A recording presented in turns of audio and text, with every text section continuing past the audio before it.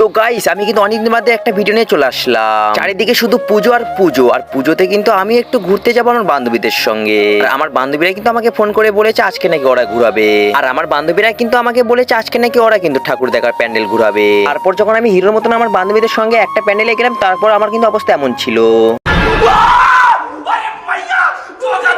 আর তোমরা যারা এই প্যান্ডেলের গেটটা দেখে তোমরা বুঝতে পেরেছো, তারা কিন্তু আমাকে অবশ্যই কমেন্টে জানাবে এটা কোথাকার প্যান্ডেল হতে পারে। আর আমার বান্ধবীরা যখন আমাকে ঠাকুর দেখার প্যান্ডেলে এমন ভাবে নিয়ে যায়, তখন কিন্তু আমি কিন্তু আমার মা বাবাকেও ভুলে যাই, কারণ কিন্তু ছোটবেলায় কিন্তু মা বাবারা কিন্তু এমন করে নিয়ে যেত। আর এখন আমার কি সৌভাগ্য, আমার বান্ধবীর সঙ্গে যাচ্ছি।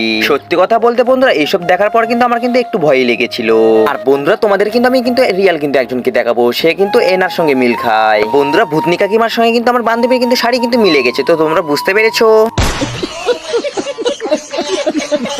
আর বন্ধুরা তোমরা কিন্তু ভেবো না তোমরা কিন্তু এমন ভূত হবে, কিন্তু তো আমার বান্ধবীর কথা শুনে হাসতে হবে না, তোমরাও কিন্তু এমন ভূত হবে। আর এটা দেখো, এটা কিন্তু আমি হবো সেম। আমি কিন্তু যখন এরকম হয়ে যাব, তখন কিন্তু আমার মুখটা এমন হবে, বুঝতে পেরেছো।